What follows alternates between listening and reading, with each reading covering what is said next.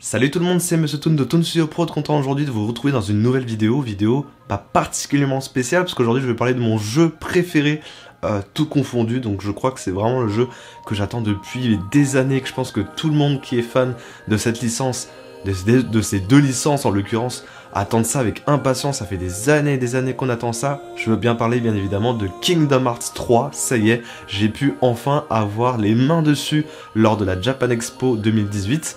C'est un énorme plaisir que je peux donc vous en parler aujourd'hui dans cette vidéo. Donc on va en parler tout de suite, c'est parti.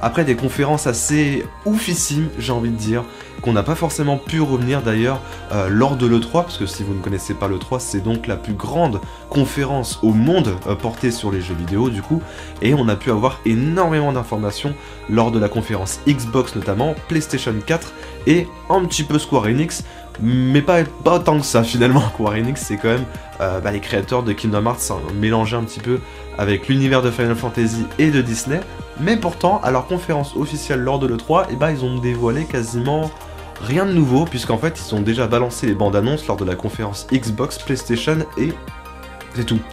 Non mais c'est pour vous dire en fait à quel point cette conférence Square Enix était un petit peu particulière. D'ailleurs ça a été beaucoup critiqué pour cette E3 là, c'est parce qu'en fait tout le monde attendait à ce que Square Enix balance le plus d'extraits, le plus d'images et de vidéos et de bandes annonces possibles sur Kingdom Hearts 3. Et il s'avère que finalement ils ont rien dévoilé de spécial, rien de nouveau, ils ont juste dévoilé les bandes annonces qu'ils avaient déjà précédemment envoyées dans les autres conférences. Donc en fait je pense qu'ils ont donné trop aux autres et pas assez pour eux, pour leur propre conférence, ce qui fait qu'ils se sont retrouvés avec quasiment rien lors de leur propre conférence, mais on en a pu quand même en avoir énormément lors des conférences Xbox et PlayStation. Et avant de parler du coup de la session que j'ai pu tester lors de la Japan Expo, on va parler surtout des petites bandes annonces, surtout pas mal des petites bandes annonces qui sont sortis à l'E3, qui sont vraiment époustouflantes, faut se le dire. On a pu avoir du coup des nouveaux univers qui ont été annoncés, notamment avec la Reine des Neiges, Réponse et Pirates des Caraïbes. On s'y attendait, mais alors on ne savait pas du tout que ça allait être dans ce genre de Pirates des Caraïbes, parce que quand on en voit les extraits, on voit vraiment qu'on est dans le Pirates des Caraïbes qui est assez récent dans les derniers films en fait, donc c'est un visuel très mature, très réaliste, et c'est ultra perturbant, parce que quand on voit les graphismes, on a vraiment l'impression d'avoir des images de synthèse, comme dans le film, et on se dit mais what, c'est magnifique franchement, les extraits sont quand même assez bluffants, le gameplay aussi a l'air assez fou, un peu en mode bataille royale, mais avec des navires, donc ça a l'air quand même assez ouf. D'ailleurs regardez, j'ai Sora avec moi, bien évidemment, je me suis mis dans le thème au maximum, comme vous pouvez le voir, il y a aussi le poster Kingdom Hearts, les pop Kingdom Hearts qui sont en haut. D'ailleurs, n'hésitez pas à me dire dans les commentaires si une éventuelle vidéo sur l'ouverture de mes dernières pop Kingdom Hearts vous intéresserait, parce que je suis en train de faire toute la collection complète des pop Kingdom Hearts, qui sont vraiment magnifiques, je pense que c'est vraiment mes préférés parmi la plupart, donc vraiment, c'est un grand plaisir que je peux vous partager ça, donc si ça vous intéresse, écoutez, n'hésitez pas à me dire dans les commentaires, comme ça, j'ouvre les derniers paquets des pop qui me restent en tout cas, en vidéo. Ce qui est assez cool aussi lors des bandes annonces, c'est qu'on a pu voir qu'il y avait aussi Monstres et compagnie, un Pixar du coup que j'adore et qui est enfin là. En fait c'est un peu l'année Pixar ce Kingdom Hearts, c'est vraiment, on a Toy Story, on a quand même du coup Monstres ici, et c'est déjà pas mal j'ai envie de dire, mais franchement c'est super cool d'avoir déjà ces deux univers là qui sont ultra connus. On a également forcément l'univers de Hercule, c'est peut-être l'univers où je suis un petit peu le plus déçu, parce que c'est vrai qu'on le retrouve énormément même dans les précédents Kingdom Hearts, il me semble qu'on le voit déjà dans le tout premier Kingdom Hearts et dans le deuxième, donc là je trouve que ça fait un peu redondant de retrouver encore l'univers d'Hercule, c'est comme si vous remettez encore l'univers de l'étrange Noël de Monsieur Jack, donc je trouve que 2 à 3 fois le même univers, ça commence à faire un petit peu beaucoup. Agréablement surpris par l'annonce de La Reine des Neiges. Bah franchement, je suis pas un grand fan du film. Je veux dire, c'est quand même un grand classique de Disney. Mais voilà, on a tous un peu été saoulés indirectement avec La Reine des Neiges, parce qu'on a tellement, on s'en est tellement tapé qu'on commence un petit peu à saturer assez rapidement. Mais étrangement, vous voyez, ça m'a pas du tout fait le même effet avec le jeu Kingdom Hearts. J'étais super content à l'idée d'apprendre que bah, y avait carrément un monde de Reine des Neiges qui allait être dans le jeu, donc franchement je suis super content. Et je crois que j'en oublie, hein, il y en avait tellement des univers qui étaient représentés dans la bande-annonce. Il y avait Réponse du coup forcément, ouais. Et puis bah ouais, il y a eu des petits trucs un peu subtils et je pense qu'on n'est pas encore au bout de nos surprises. Je pense que ça va être clairement l'un des Kingdom Hearts où il y aura le plus d'univers complètement mélangés de tous les Kingdom Hearts, tout confondu. Donc je pense que là vraiment il faut s'attendre à ce qu'on ait énormément d'univers Disney mélangés quoi. Donc pour le moment je vous avoue que la bande-annonce, bah moi m'a complètement hypé. Moi honnêtement j'ai absolument pas peur de ce que nous propose le jeu. Et d'autant plus que, du coup, j'ai pu avoir la main dessus. Donc cette vidéo est là pour ça, c'est pour vous donner mes premières impressions sur le jeu. Du coup, je me suis rendu à la Japan Expo le jeudi, du coup, le premier jour, le 5 juillet. Et j'ai pu avoir cette petite lanière Kingdom Hearts d'une beauté. J'étais trop content. Je narguais, en fait, à chaque fois les mecs qui géraient le stand Square Enix. J'ai regardé comme ça en mode, j'espère qu'ils vont me donner ma lanière. Je la veux. Enfin, j'étais complètement taré. Et du coup, voilà, j'ai gagné cette petite lanière, enfin j'ai gagné, voilà, c'est en faisant le test du jeu. J'ai attendu une trentaine de minutes, c'était pas forcément très long, donc c'était vraiment très agréable. Du coup ça m'a permis aussi de voir les deux niveaux, puisque deux niveaux étaient proposés, celui de l'Olympe avec le monde d'Hercule du coup, et la Toy Box du coup qui était le niveau avec Toy Story. Je vous laisse deviner lequel j'ai choisi. Bien évidemment.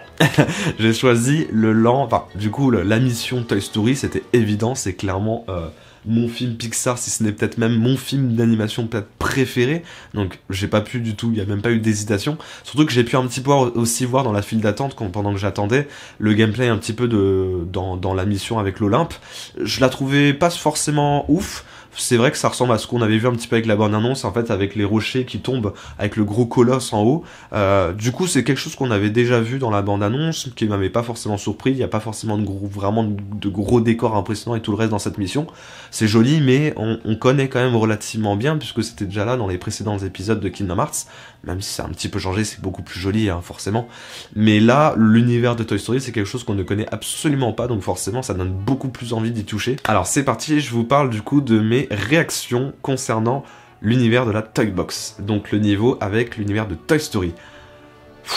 Par quoi commencer? En fait, c'est magnifique, le jeu déjà graphiquement. Je crois que c'est le truc vraiment qui m'a mis la plus grosse claque. Je crois qu'on était déjà sur PS4 Pro. Et je vous avoue que moi je suis un gros gamer déjà en jeux vidéo, mais pour le coup je joue essentiellement sur PC, et quand bien même les jeux PC tournent extrêmement bien, on est en 60 fps et tout le reste, enfin on a vraiment la qualité optimale pour les jeux vidéo. Bah là vraiment j'étais quand même très surpris avec la PS4 Pro d'avoir des graphismes aussi nets, aussi ouf en fait. Et ce qui m'a vraiment impressionné aussi dans les graphismes de Kingdom Hearts, c'est l'éclairage. C'est quelque chose qu'on s'attarde pas forcément dans les jeux, mais bonté divine, les éclairages dans le jeu étaient dinguissimes. C'était... En fait, t'avais vraiment l'impression d'être dans le film. C'est ça le truc, c'est que généralement dans certains jeux, on voit qu'on est quand même dans l'univers du film et tout le reste, mais on sent quand même qu'on est toujours dans un jeu vidéo, parce que les graphismes ne suivent pas forcément. Bah là... Je sais pas comment vous expliquer, les Toons, c'est un peu le Battlefront version Disney. C'est-à-dire que les graphismes sont vraiment identiques au film, quoi. Enfin, c'est incroyable. C'est la scène avec les cinématiques et tout, avec Toy Story, quand on voit Buzz, Woody et tout parler, c'est impressionnant. Vraiment, ça a de la gueule, quoi, le truc. Enfin, c'est impressionnant, ça tourne en 60 fps, donc c'est super fluide et tout le reste. Et le gameplay, waouh. Alors... Alors je vais vous dire un petit peu, il y a peut-être un truc qui m'a dérangé, alors peut-être que c'est pas du coup forcément la version officielle, c'est une démonstration, donc il n'y a pas tout le gameplay à mon avis qui est dévoilé. Par contre le gameplay est vraiment ultra jouissif. C'est-à-dire qu'en fait vous avez des attaques, un petit peu comme des combos, donc plus vous tapez, plus vous avez accès à des gros combos, des grosses attaques en fait. Il y en a une particulièrement, c'est super cool, c'est la grosse fusée en fait de Toy Story. À un moment donné, quand il y a karting qui monte dessus avec Buzz avec la fusée, bah là vous montez sur la fusée et c'est une attaque spéciale en fait où on peut tirer et tout sur les ennemis. Enfin c'est génial. On a aussi une capacité que j'ai réussi à déverrouiller, c'est celle de la tasse. Donc c'est les tasses d'Alice au Pays des Merveilles qu'on a à Disneyland, et en fait on percute, ça fait comme des espèces de percutations entre les tasses, et ça tue les ennemis du coup, et enfin, franchement c'est une idée tellement bien trouvée en fait, et je trouve ça vraiment beau, les graphismes et tout, c'est coloré et tout, c'est vraiment beau, franchement ça fonctionne parfaitement. Et puis j'ai eu un troisième petit combo qui a été débloqué du coup, c'est celui du bateau sirène avec Ariel en fait, tout simplement de la petite sirène. Donc c'est un immense bateau là qui surgit comme ça de l'eau, et en fait vous pouvez le faire basculer de haut en bas comme ça. Et en fait ça inflige des dégâts en fait aux ennemis, et pareil bah c'est super impressionnant visuellement, c'est waouh. Et puis quand on voit l'eau qui est ultra réaliste aussi, enfin, franchement non, c'est vraiment ultra jouissif comme gameplay, j'ai rien à dire, franchement j'ai trouvé ça super cool. Et puis j'ai pu aussi avoir quelques petites armes spéciales du coup, par exemple une espèce de gros marteau un peu Buzz l'éclair et tout le reste, où tu tapes dessus, ça faisait des gros impacts et tout, enfin franchement, au niveau du gameplay c'est vrai on voit qu'il y a quand même plus d'attaques spéciales, plus d'armes secondaires et tout le reste que dans les autres Kingdom Hearts. Donc ça c'est vraiment quelque chose de super cool, puis finalement les scènes sont quand même ultra badass, faut se le dire. Quand on utilise le gros marteau et tout le reste et qu'on tape les ennemis, bah il n'y a aucun lag, c'est super fluide et tout le reste, donc franchement c'est vraiment agréable à jouer quoi. Et puis bah le seul petit reproche peut-être que j'ai à dire au niveau du gameplay, moi j'ai envie de vous dire, c'est plutôt le fait que moi j'ai senti que c'était un peu répétitif dans les commandes, c'est-à-dire que on sentait pas forcément de la complexification dans les commandes, c'est-à-dire que c'était vraiment t'appuies sur croix, et à un moment donné en fait t'avais le combo qui apparaissait pour avoir ton arme spéciale, et donc t'avais un petit bouton triangle qui s'affichait, t'appuyais dessus, hop, t'avais ton gros marteau en fait. Donc en fait c'était très facile d'avoir finalement ces armes spéciales et ces combos en fait, ces petites attaques spéciales. Donc j'ai trouvé ça un petit peu simple, alors je pense que peut-être parce que c'est la démo, mais ça m'a surpris aussi parce que en vrai le jeu il est presque terminé, je pense pas qu'il y a des choses à rajouter au niveau du gameplay. Voilà, en tout cas au niveau du mode, en tout cas Toys Box, donc là en fait on se retrouve dans la chambre d'Andy, en fait on a Sora et Dingo et Donald qui atterrissent comme ça, on ne sait pas pourquoi, dans la chambre d'Andy. Donc en fait on voit du coup Buzz et Woody qui sont là, qui se disent mais attends qu'est-ce que c'est des nouveaux jouets et tout, parce qu'en fait ils ont des formes de jouets, Sora, Dingo et tout le reste sont vraiment sous forme de jouets. Donc c'est assez marrant parce qu'ils sont vraiment imprégnés comme dans l'univers de Toy Story. Et donc du coup t'as vraiment Woody et Buzz qui sont là en mode mais qui sont-ils, que viennent-ils faire? Et en plus ils viennent d'apparaître au même moment où les sans cœurs venaient d'arriver. Donc du coup Woody et Buzz se disent bon bah peut-être qu'ils ont un lien avec ça, c'est peut-être eux qui sont à l'origine de ces problèmes là. Enfin voilà, il va se passer des petits trucs comme ça. Et puis, vous avez forcément, j'ai pu tester la fameuse scène où tu rentres dans un petit robot méca, tu rentres dans le robot en fait et tu tires et tout d'autres jouets robotiques, et ça, c'était beaucoup trop drôle. J'ai trouvé ça super fun. Au début, c'était pas forcément, comment dire, facile à comprendre dans les touches, parce qu'à un moment donné, je sais qu'il y avait beaucoup de touches différentes. Là, ça perturbait un petit peu parce qu'à l'inverse, bah, des combats avec ta Keyblade, donc avec la grande clé, je rappelle, et ben là en fait c'était assez différent au niveau des commandes, parce que t'avais beaucoup de commandes différentes. T'en avais à la rigueur de la manette qui te permettait de tirer, il y en avait d'autres ça servait à lancer des gros missiles, il y en a d'autres ça servait à juste lancer des petits missiles, mais en petite saccade quoi, en mode tuc tuc tuc tuc tuc tuc. Donc en fait t'avais il y avait vraiment beaucoup de capacités différentes, comparé à celle du combat où finalement tu appuies tout le temps sur croix, donc c'était bizarre en fait. Mais non, franchement, moi honnêtement là, si je devais un petit peu donner mon ressenti pour Kingdom Hearts, c'est bien évidemment vous aurez un let's play, ça c'est évident. Ça sera là le 25 janvier 2019 jour pour jour. Bah écoutez, moi je suis super confiant pour ce Kingdom Hearts, parce que vraiment, je vous le dis encore, mais ce qui moi m'a vraiment mis la claque, c'est les graphismes.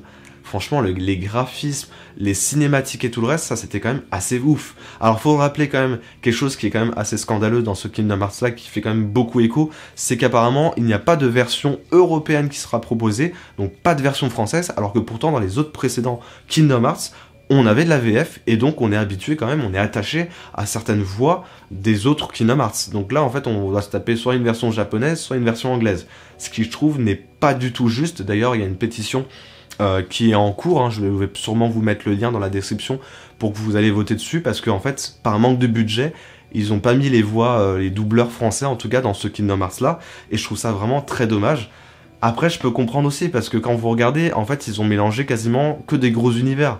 Monstres et compagnie, Toy Story, Pirates des Caraïbes, La Reine des Neiges, c'est quand même des doubleurs, faut se le dire, français, qui coûtent, je pense, extrêmement cher. Donc c'est pour ça qu'ils n'ont pas pris le risque de se dire, bah tiens, on va mettre les doubleurs cette année. Mais je trouve ça quand même très dommage, parce qu'au final, voilà, on est attaché avec les anciennes voix de Sora et tout le reste dans les précédents Kingdom Hearts, et là, de ne pas avoir leur voix, finalement, c'est très perturbant. Enfin voilà. Alors la question fatidique, est-ce que je vais craquer maintenant pour le pack collector? Parce que oui, il y a un pack collector à 229 € avec une figurine, un steelbook, des stickers, plein de trucs comme ça, le jeu et tout le reste. Je ne sais pas.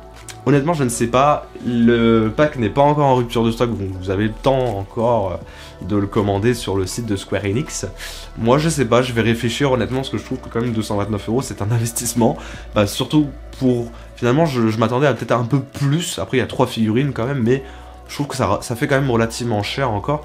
Bon après, il faut être vraiment très fan. Moi j'aime beaucoup l'univers de Kingdom Hearts. Je dirais pas que je suis un immense fan non plus, parce que je suis pas incollable à l'univers, mais c'est un de mes jeux clairement préférés, tout confondu. Donc voilà. Donc à réfléchir, mais bon, je verrai. Et vous, est-ce que ce pack-là, ça vous tenterait? Parce que bon, c'est vrai que ça coûte quand même un petit peu cher, mais... Si vous êtes fan, il n'y a pas de prix, on va dire.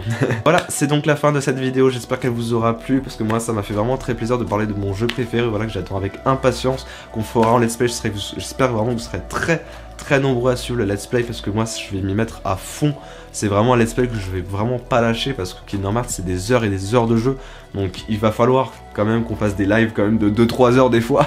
On pourra pas faire que des épisodes de 20 minutes, très clairement.